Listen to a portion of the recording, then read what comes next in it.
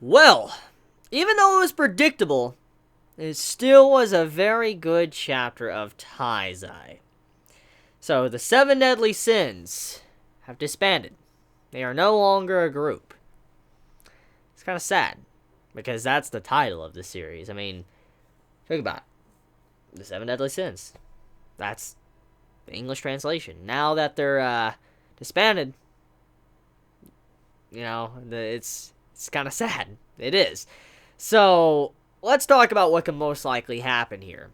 With Meliodas kind of separating from the Sins, I'm going to assume he's doing that to protect them. That's what I'm assuming. It's very obvious from a shonen perspective, and also Meliodas as a character. Most likely, he disbanded the Seven Deadly Sins, forced him not to chase after him, because he doesn't want them to come to any harm. He realizes probably what he's about to do could probably endanger all of them and end their lives. So he doesn't want to be responsible for that. And so that is probably why he disbanded them. It's not because he doesn't like them, or he fears that he's going to kill them. He just probably fears the fact that if they do come with him, they're in grave danger. So he doesn't want to end that at all because of how deeply he cares about them. And he knows that he's basically immortal. Elizabeth's basically immortal. I mean, she gets reincarnated. So he knows that those two individuals, even if the curse doesn't get broken, they're okay. Like, it's not GG to them. So that's basically the point here, most likely why he wanted to, just separate the Seven Deadly Sins in the first place. Anyways, what could possibly happen here, okay? Either A, the Seven Deadly Sins are going to say, regardless of what Meliodas said, they're going to chase after Meliodas. Or B, this is where Arthur comes into the picture and becomes the main character. Hear me out. It's obvious for a while now that Arthur as a character has had a lot of hype built up around him. He's very important, very vital to the story of the Seven Deadly Sins. And we know that there is the Excalibur, which we know about in recent chapters, we've seen it.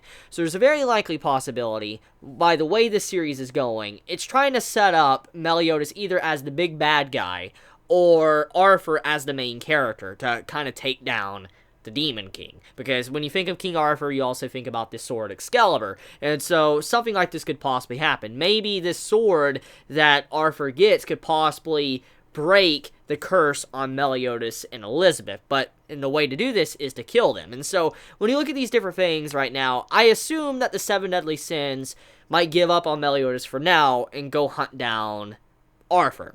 And that's probably what they'll do. They'll try to go to Arthur, figure out what's going on there in Camelot, and then they'll move over or whatever to where, Meliodas is. That's what I assume where the plot's going to go. Anyways, let's talk about the content of the, chapter before I get into the Meliodas stuff. So, anyways, I really like in this chapter, it had me, chuckle a little bit. I like in this chapter, you see Hawk searching through Merlin's belongings, and you see this little test tube. And it's obvious that the test tube is Grey Road. You all probably remember Grey Road, the Ten Commandment and all that. Well, Grey Road was in the little test tube, and you see Hawk just, shifting around the belongings of Merlin. It's like, what's this test tube and all that? And a thought just hit my mind. I'm like, what would happen if Hawk was to eat Grey Road? Since Grey Road's in the test tube, and if Hawk was to just, eat the entirety of the vial, that'd be interesting. I wonder how strong Hawk would get if he was to do something like that. I'm very curious. But, anyways, moving on into the other stuff, Merlin gets fixed this chapter. So the little lolly form that Merlin had, she managed to fix it by using her spell spear to kind of undo it and use absolute cancel. So she unsealed her magic overall, so she will be relevant in the upcoming fights. However, if anyone knows, similar moves to what Chandler did, obviously Merlin's effectively useless overall. So she still has that to worry about. But for now, though, Merlin is back in her proper body, or what we're used to seeing, and she's no longer in her lolly state. Now, I do think it's still rather creepy that Escanor, he's in love with Merlin, even though she's very old. Her main form is a lolly, it makes the overall relationship very creepy and weird. And so when you see Escanor in this chapter looking at Merlin and all that, I just couldn't help but think, this is just bizarre. Just thinking of Escanor like that, just thinking about Merlin, just this is bizarre. But thankfully, though, Merlin's back in her proper form. And also, it seems like Escanor somewhat has recovered. He's not completely down for the count, but he's still damaged.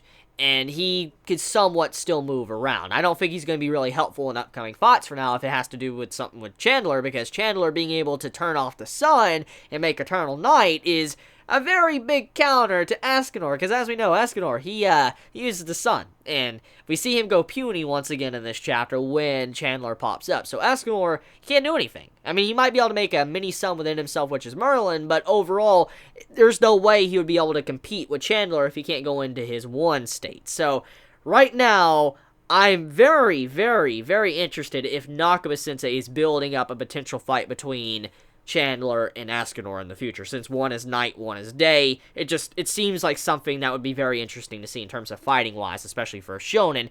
They're too similar not to have a fight with each other. So let's talk about Bon for a second. So Bon was in this chapter, and I'm not gonna, start throwing Bon under the bus like I've been doing, because even though I really like Bon as a character. I've said this many times. I like Bon as a character. It just needs power up. Well, he was in this chapter, and the more I look at his relationship with Elaine, the more I think that his objective is eventually going to shift from wanting to bring Elaine back to him wanting to die. Because when you think about his relationship with Elaine, it's very similar. Very, very similar to Meliodas'. I mean, think about it. Bon can't die.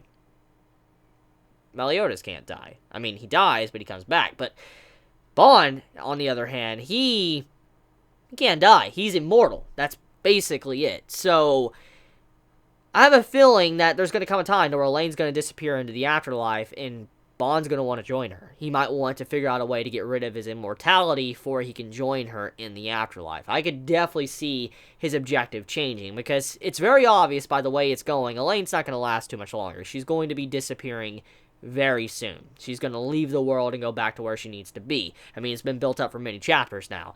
So it's obvious Bond's going to lose her. And I feel like Bond's going to try to look for a way to possibly end his immortality before he can join her. Very similar to how Meliodas is, and how he wants, Elizabeth and him to just die. He just wants to die. That could be what Bond wants as well. Possibility there. Anyways, let's talk about the Meliodas stuff.